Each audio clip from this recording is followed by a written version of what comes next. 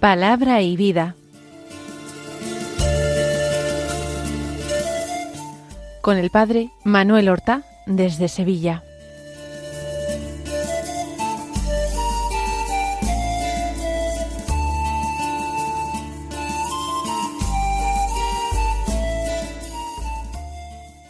En el nombre del Padre, y del Hijo, y del Espíritu Santo. Amén. Alabados sean Jesús y María.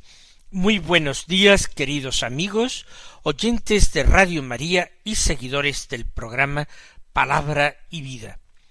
Hoy es el tercer domingo del tiempo ordinario.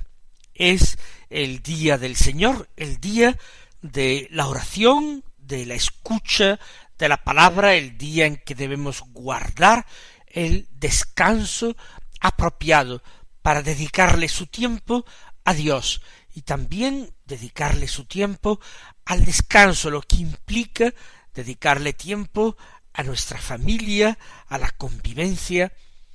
Vamos a escuchar la palabra de Dios que se proclama en la liturgia de la misa de este domingo.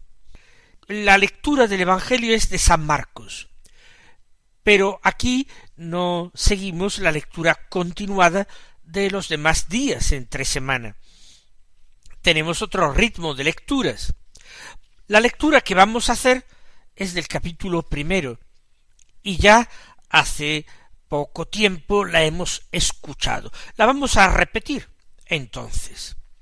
Del capítulo primero, los versículos 14 al 20, que dicen así: Después de que Juan fue entregado, Jesús se marchó a Galilea a proclamar el Evangelio de Dios. Decía: se ha cumplido el tiempo, y está cerca el reino de Dios. Convertíos y creed en el Evangelio. Pasando junto al mar de Galilea, vio a Simón y a Andrés, el hermano de Simón, echando las redes en el mar, pues eran pescadores.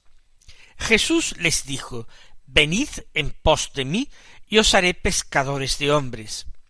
Inmediatamente dejaron las redes y los siguieron. Un poco más adelante vio a Santiago, el de Zebedeo, y a su hermano Juan, que estaban en la barca repasando las redes. A continuación los llamó, dejaron a su padre Zebedeo en la barca con los jornaleros, y se marcharon en pos de él. Nosotros estamos encontrando en los distintos evangelios, en San Juan, San Mateo, ahora en San Marcos, un perfecto acuerdo en las cuestiones fundamentales acerca de la vida de Jesús. San Marcos también está de acuerdo que el momento en que Jesús se marcha desde el Jordán, donde ha recibido el bautismo, a Galilea, para comenzar a predicar el Evangelio, es el momento en que Juan es detenido, es arrestado. Se apaga la voz y comienza a ser proclamada la palabra. Eso entraba en los planes de Dios. Jesús decide empezar su predicación en Galilea. San Mateo nos había dicho que esto coincidía con lo profetizado por Isaías: tierra de Zabulón, tierra de Neftalí. Pues allí empezó el Señor a predicar, y su primera predicación no es demasiado distinta de la predicación del mismo Juan Bautista. Dice: se ha cumplido el plazo. Es la conciencia de que Dios ha decidido intervenir ahora ya definitivamente en la historia de los hombres. Dios ha decidido decir su última palabra. Dios ha decidido ofrecer gratuitamente la salvación a los hombres para todo aquel que quiera acogerla. El plazo previsto por Dios se ha cumplido. Ahora se van a abrir de par en par las puertas del reino a todo aquel que desee entrar en él. Pero ¿cuál será la condición de entrada? ¿Cuál será la forma en que el hombre pueda acoger esta misericordia? Pues la conversión. Porque el reino está cerca, porque el reino se ofrece ahora, porque las puertas del paraíso vuelven a abrirse. Por eso, dice Jesús, convertíos y creed en el Evangelio. La recomendación, el mandato, si nos damos cuenta, tiene una doble exigencia: la conversión y la fe, creer en el Evangelio. ¿Qué es convertirse? Convertirse es abandonar las malas costumbres, abandonar un estilo de vida mundano, un estilo de vida en el que el hombre se busca a sí mismo, busca sus beneficios, su ganancia, busca riquezas, comodidades, busca honores, busca reputación, pero no busca a Dios sobre todas las cosas, como el mismo Dios había mandado en la santa ley revelada a Moisés. Hay que convertirse, es decir, hay que reordenar la propia vida, poniendo, en definitiva, encima de todo, el fin, y subordinando al fin todos los medios. ¿Cuál es el fin? El fin para el que ha sido creado el hombre es alabar a Dios por toda la eternidad, amar a Dios por toda la eternidad, servirle por toda la eternidad. Hemos sido creados por Dios, pero hemos sido creados para Dios, en función de Dios.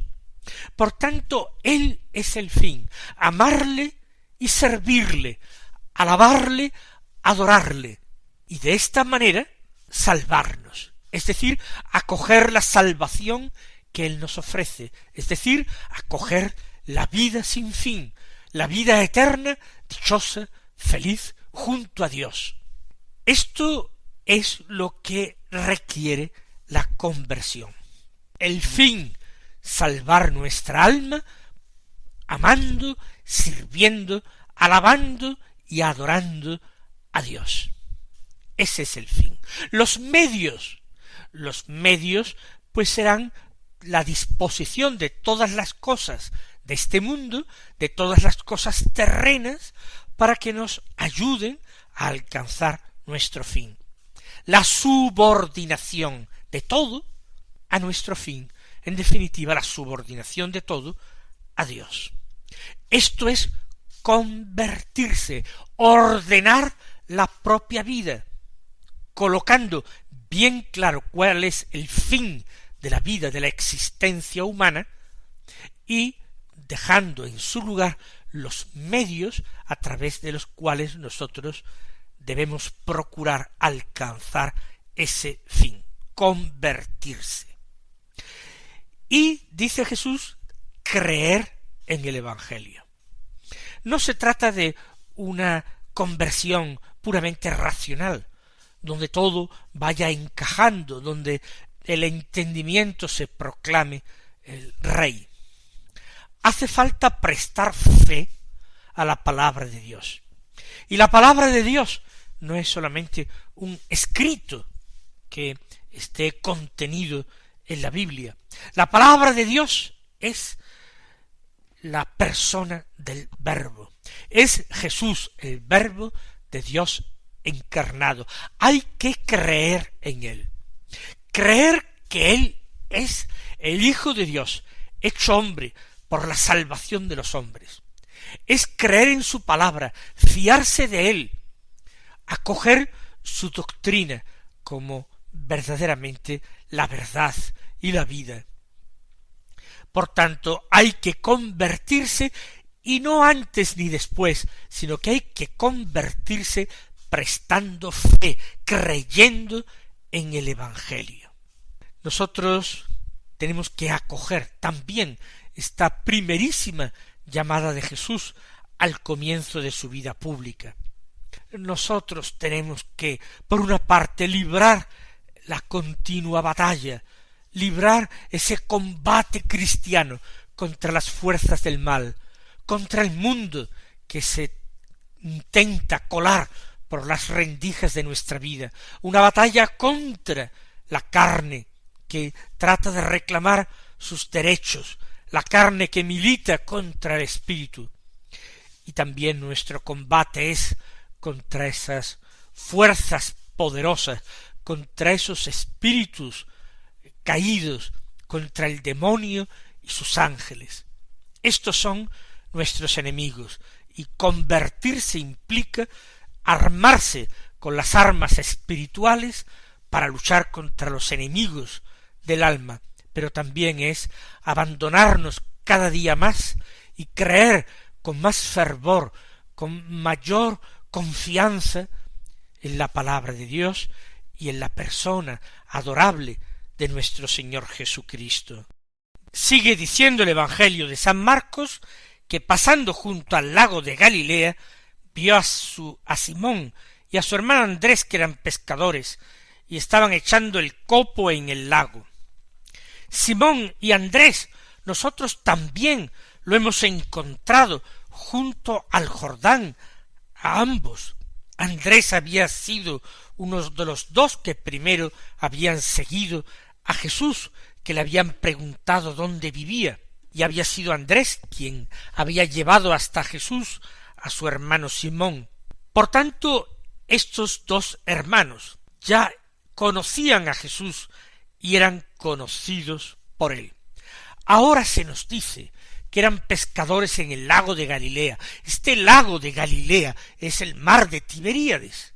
Es un gran lago de agua dulce en el que hay pesca, y muchas familias de las orillas vivían precisamente de esto, de la pesca en el lago.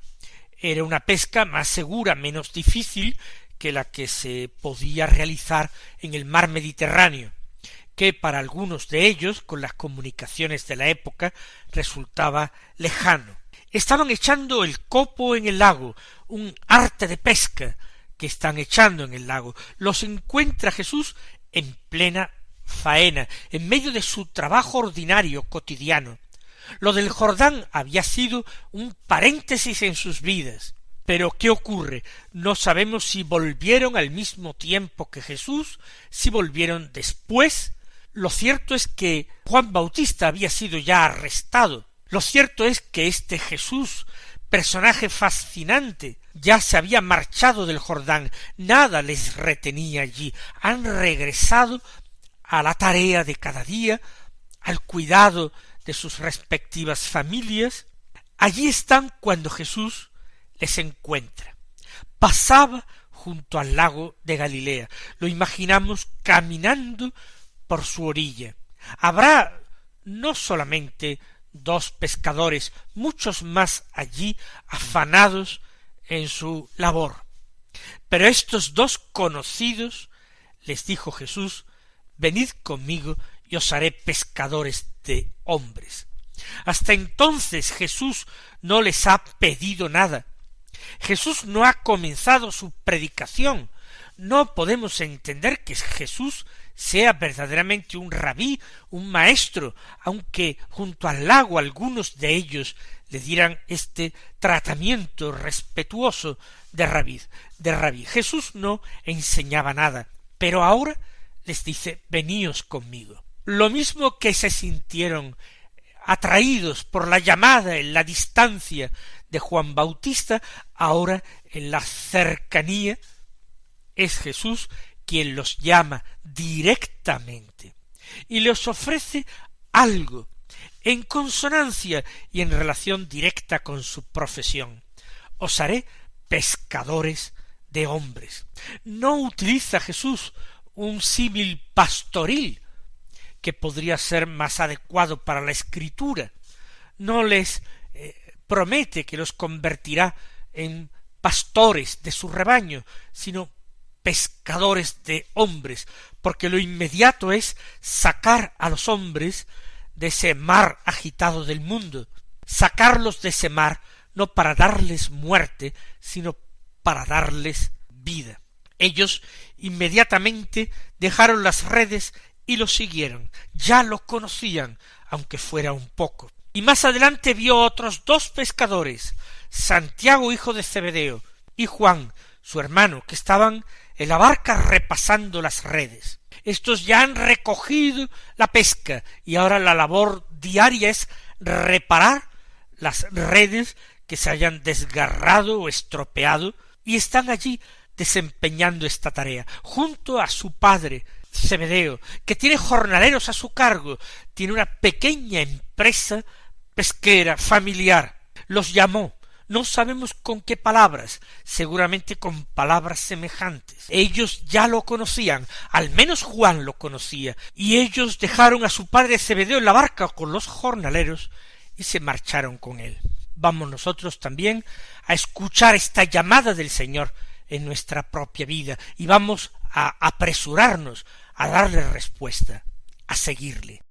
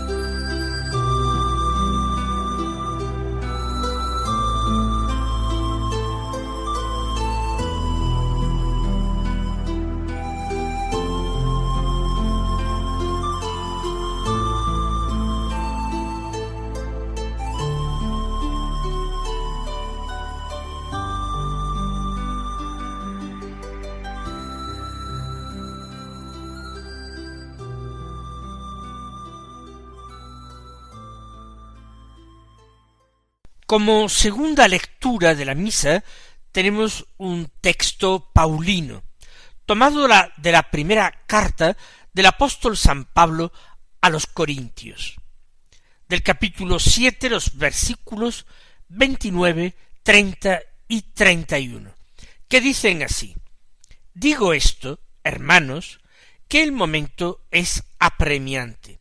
Queda como solución que los que tienen mujer vivan como si no la tuvieran, los que lloran como si no lloraran, los que están alegres como si no se alegraran, los que compran como si no poseyeran, los que negocian en el mundo como si no disfrutaran de él, porque la representación de este mundo se termina. Podríamos preguntarnos qué tiene que ver este texto, por ejemplo, con el Evangelio que proclamamos antes. Y hay un elemento común, un común denominador entre ambos textos. Y ese común denominador es el tiempo, un tiempo que pasa deprisa, un tiempo que es escaso. Jesús en el Evangelio recuerda, avisa de que el plazo se ha cumplido, el tiempo se ha cumplido, que está cerca el reino de Dios.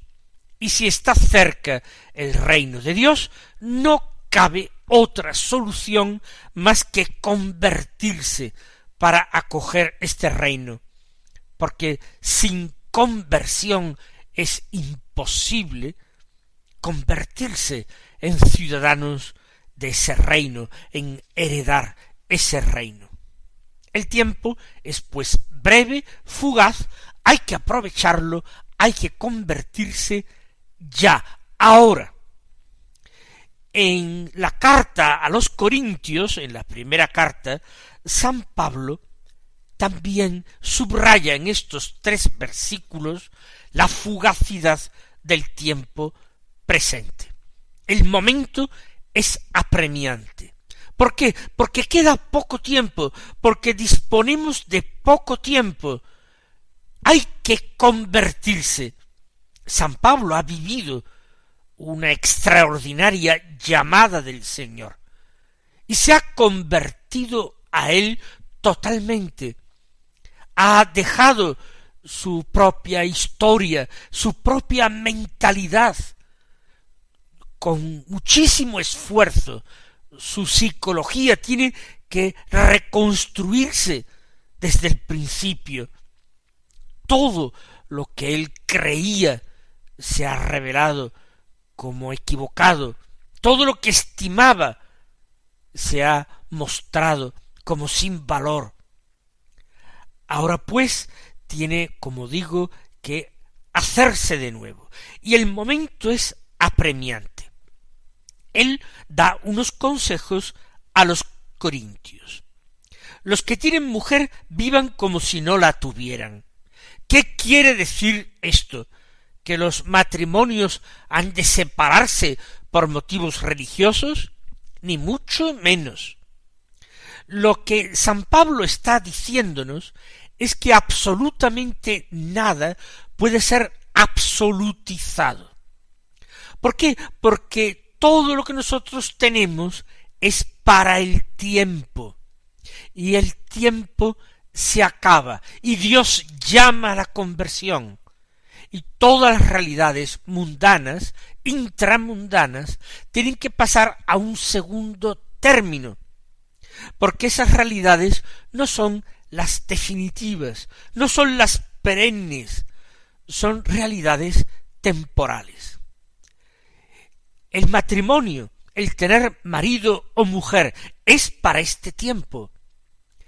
Ya Jesús, en una explicación que da en otro lugar del Evangelio, dice que en el cielo no habrá matrimonio, no habrá maridos ni mujeres, sino que serán como los ángeles de Dios.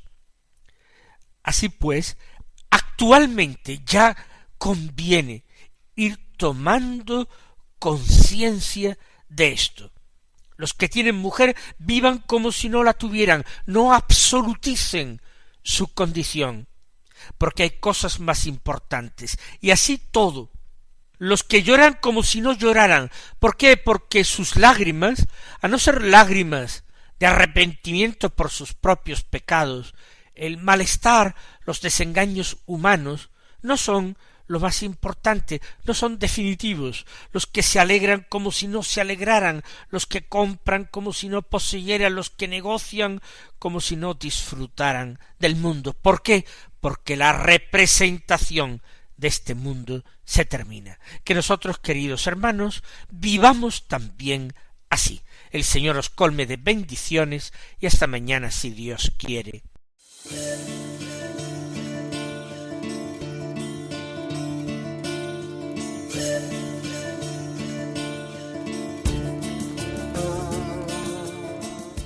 Han escuchado en Radio María Palabra y Vida, un programa que dirige el Padre Manuel Horta.